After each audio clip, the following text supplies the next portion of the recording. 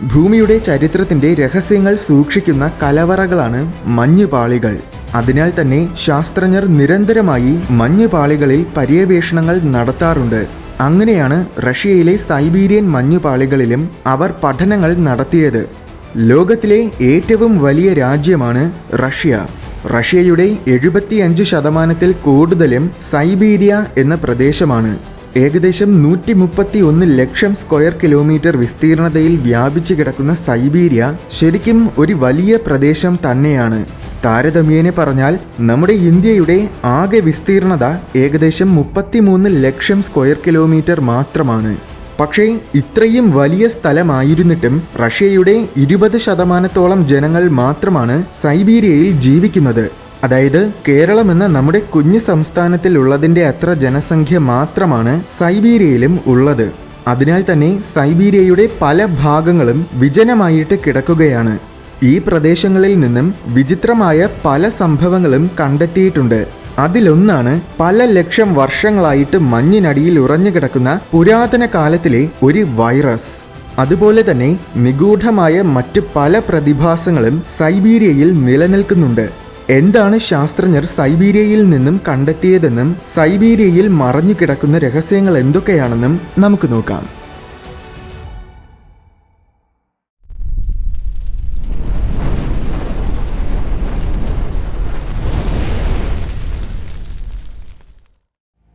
പല കാരണങ്ങളാലും നമ്മെ ആകർഷിക്കുന്നതും അത്ഭുതപ്പെടുത്തുന്നതുമായ സ്ഥലമാണ് സൈബീരിയ. റഷ്യയുടെ കിഴക്ക് ഭാഗത്തിൽ സ്ഥിതി ചെയ്യുന്ന സൈബീരിയയുടെ മനോഹരമായ ഭൂപ്രദേശങ്ങളും കഠിനമായ തണുത്ത കാലാവസ്ഥയുമാണ് ഏറ്റവും വലിയ പ്രത്യേകതകൾ. ഇതൊരു പ്രത്യേകം രാജ്യമായിരുന്നെങ്കിൽ ലോകത്തിലെ ഏറ്റവും വലിയ രാജ്യം സൈബീരിയ ആകുമായിരുന്നു. ഭൂമിയുടെ കരഭാഗത്തിന്റെ 10% സൈബീരിയയാണ്. തണുത്ത് വിറയ്ക്കുന്ന സ്ഥലമായിട്ടാണ് സൈബീരിയ പൊതുവെ അറിയപ്പെടുന്നതെങ്കിലും വേനൽക്കാലമാകുമ്പോൾ അവിടുത്തെ പല പ്രദേശങ്ങളിലും വലിയ ചൂടനുഭവപ്പെടാറുമുണ്ട്. ശീതകാലത്തിൽ -70°C വരെ താപനില കുറയും. എന്നാൽ വേനൽക്കാലമാകുമ്പോൾ താപനില കൂടുകയും ചില ഭാഗങ്ങളിൽ 35°C വരെ എത്തുകയും ചെയ്യാറുണ്ട്. ഏകദേശം 1.25 ലക്ഷം വർഷങ്ങൾക്ക് മുൻപ് തൊട്ട് മനുഷ്യർ സൈബീരിയയിൽ അതിജീവിക്കുന്നുണ്ടെന്നാണ് നിഗമനം. 10,000 വർഷങ്ങൾക്ക് മുൻപ് വംശനാശം സംഭവിച്ചു പോയ നിയാൻഡർതാൽസ്, ഡെനിസോവൻസ് പോലെയുള്ള മനുഷ്യരുടെ പൂർവികരുടെ അസ്ഥികൂടങ്ങളുടെ ഭാഗങ്ങൾ ഇവിടെ നിന്നും പലതവണ കണ്ടെത്തിയിട്ടുണ്ട്. ലോകത്തിലെ ഏറ്റവും ആഴമേറിയ തടാകമായ ലേക്ക് ബൈക്കൽ സ്ഥിതി ചെയ്യുന്നത് സൈബീരിയയിലാണ്. 1642 മീറ്റർ ആഴമുണ്ട് ഈ കായലിന്. ലോകത്തിന്റെ 22% ഉപരിതല ശുദ്ധജലവുമുള്ളത് ഈ ബൈക്കൽ കായലിലാണ്. 300-ൽ കൂടുതൽ നദികളാണ് ഈ കായലിൽ നിന്നും ഉത്ഭവിക്കുന്നത്.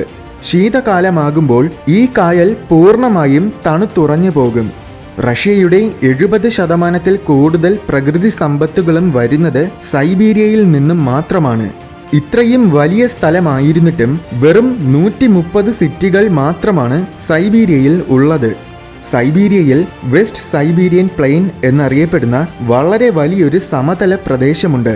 ഏകദേശം 30 ലക്ഷം സ്ക്വയർ കിലോമീറ്റർ വിസ്തീർണതയിലായിട്ട് വ്യാപിച്ചു കിടക്കുന്ന വെസ്റ്റ് സൈബീരിയൻ പ്ലെയിനാണ് ലോകത്തിലെ തന്നെ ഏറ്റവും വലിയ സമതല പ്രദേശം.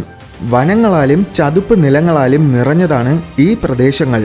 എന്നാൽ സൈബീരിയയുടെ നോർത്ത് ഭാഗത്തിൽ വലിയൊരു ശതമാനവും മുഴുവൻ മഞ്ഞാണ്. മാത്രമല്ല സൈബീരിയയുടെ ഉപരിതലത്തിൽ ഭൂരിഭാഗവും പെർമാഫ്രോസ്റ്റ് ആണ്.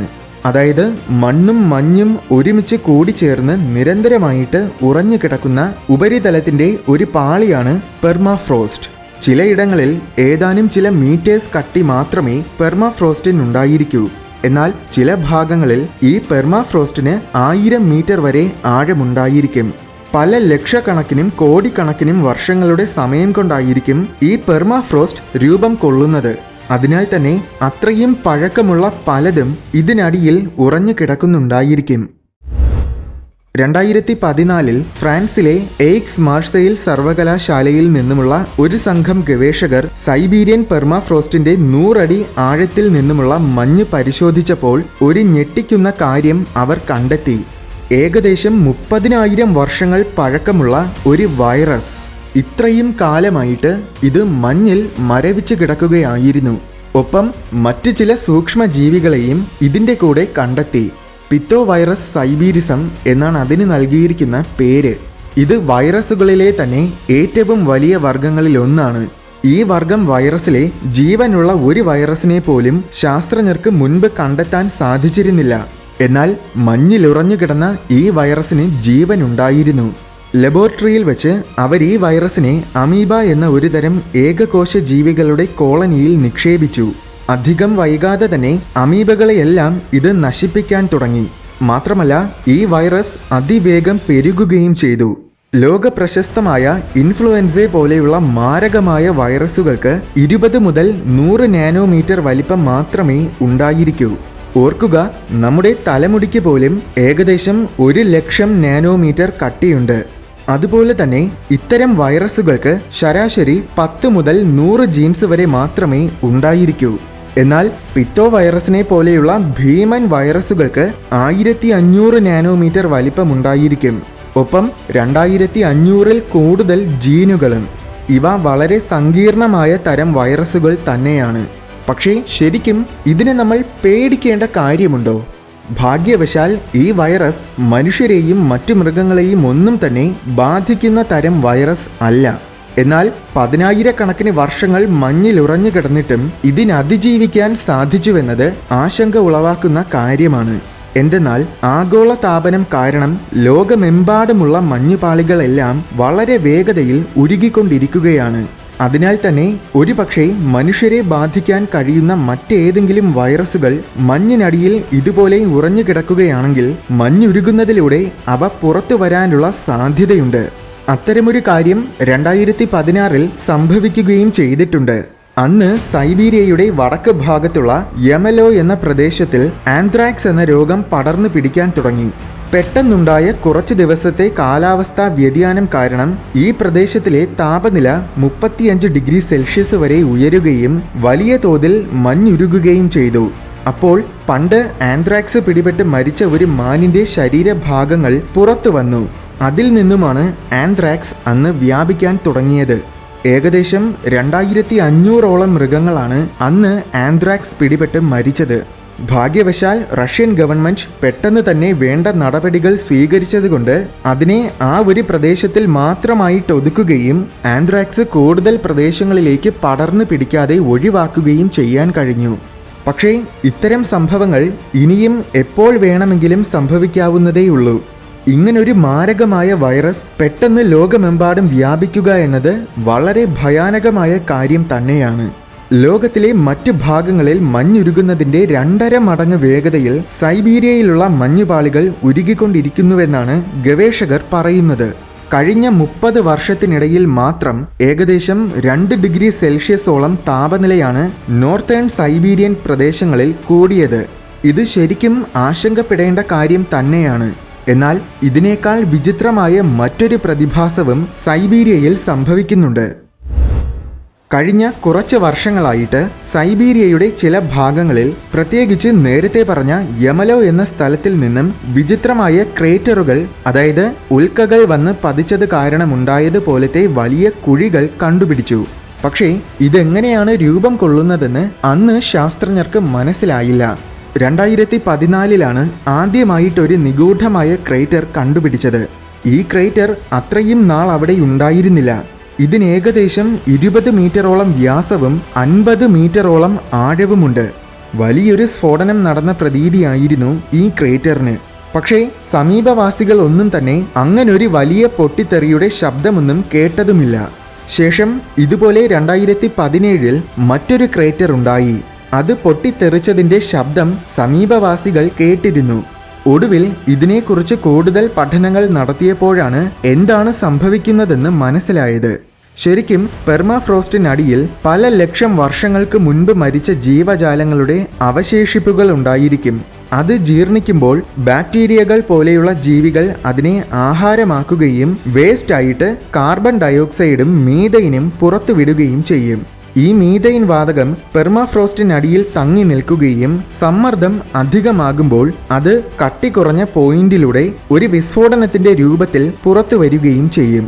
ഇങ്ങനെയാണ് ശരിക്കും നോർത്തേൺ സൈബീരിയയിൽ ഇത്തരം ക്രേറ്ററുകൾ രൂപം കൊണ്ടത്.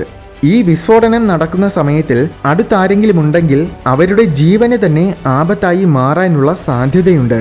ഭാഗ്യവശാൽ ഇതുവരേക്കും ആർക്കും അത്തരമൊരു അപകടം സംഭവിച്ചതായിട്ട് റിപ്പോർട്ട് ചെയ്തിട്ടില്ല. മറ്റൊരു കാര്യമെന്നത് ഇത്തരം വിസ്ഫോടനങ്ങളിലൂടെ വലിയ തോതിലുള്ള മീഥെയ്ൻ വാതകങ്ങളാണ് പുറത്തു വരുന്നത്. മീഥെയ്ൻ അന്തരീക്ഷത്തിൽ കൂടുതൽ ചൂട് തങ്ങി നിർത്താൻ സഹായിക്കുന്ന ഒരു വാതകമാണ്. അതിനാൽ തന്നെ ആഗോള താപനം വർദ്ധിക്കാൻ ഇതൊരു കാരണമാകും. അങ്ങനെ ചൂട് കൂടുമ്പോൾ കൂടുതൽ മഞ്ഞും ഉരുകാൻ തുടങ്ങും. കൂടുതൽ മഞ്ഞുരുകുമ്പോൾ കൂടുതൽ മീഥെയ്നും കാർബൺ ഡയോക്സൈഡ് വാതകങ്ങളും മഞ്ഞിനടിയിൽ നിന്നും പുറത്തു വരും. അപ്പോൾ ആഗോള താപനം വീണ്ടും വർദ്ധിക്കും. എന്തായാലും ഇതുവരേക്കും ഇത്തരത്തിലുള്ള 20-ൽ കൂടുതൽ ക്രേറ്ററുകളാണ് നോർത്തേൺ സൈബീരിയയിൽ രൂപം കൊണ്ടത്. ഇതിനു പുറമെ ക്രേറ്റർ ഉണ്ടാകാൻ സാധ്യതയുള്ള 7000-ൽ കൂടുതൽ പോയിന്റുകളും ഭൂശാസ്ത്ര ഗവേഷകർ സ്ഥിരീകരിച്ചു. എന്നാൽ ഇതിനേക്കാൾ വലിയ ഭീമൻ ക്രേറ്ററുകളും സൈബീരിയയിൽ രൂപം കൊണ്ടിട്ടുണ്ട്. വളരെ വലിയ ക്രേറ്ററുകൾ ഇപ്പോൾ സൈബീരിയയുടെ പല ഭാഗങ്ങളിലും രൂപം കൊള്ളാൻ തുടങ്ങി.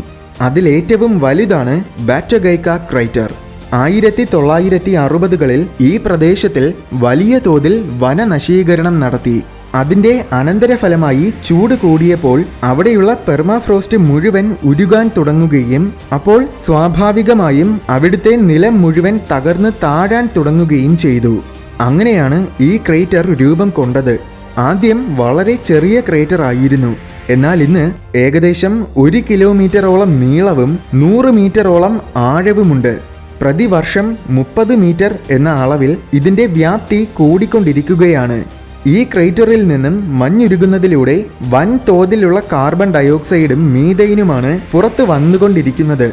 ഈ ക്രേറ്ററിന്റെ ഏറ്റവും അടിയിൽ നിന്നും ശേഖരിച്ച മെറ്റീരിയൽസ് പരിശോധിച്ചപ്പോൾ അതിനേകദേശം 6.5 ലക്ഷം വർഷങ്ങളുടെ പഴക്കമുണ്ടെന്ന് മനസ്സിലായി. അതിനാൽ തന്നെ അവർ ഈ ക്രേറ്ററിൽ നിരന്തരമായിട്ട് പഠനങ്ങൾ നടത്തിക്കൊണ്ടിരിക്കുകയാണ്. കാരണം ഭൂമിയുടെ ചരിത്രത്തിനെ സംബന്ധിച്ച പല വിവരങ്ങളും ഈ ക്രേറ്ററിൽ നിന്നും നമുക്ക് മനസ്സിലാക്കാൻ സാധിക്കും.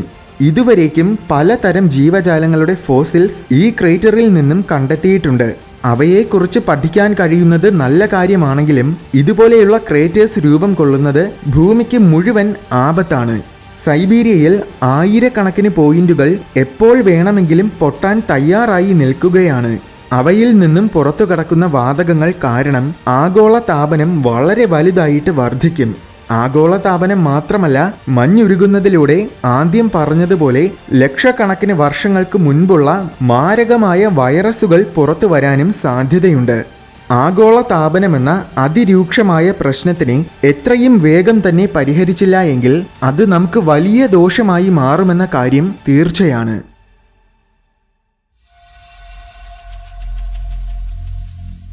വീഡിയോ ഇഷ്ടമായെങ്കിൽ ലൈക്ക് ചെയ്യണമെന്നും ഇതുപോലെ കൗതുകവും വിജ്ഞാനവും നിറഞ്ഞ കൂടുതൽ വീഡിയോസ് കാണാനായിട്ട് ഈ ചാനൽ മറക്കാതെ സബ്സ്ക്രൈബ് ചെയ്യണമെന്നും ഓർമ്മിപ്പിക്കുന്നു.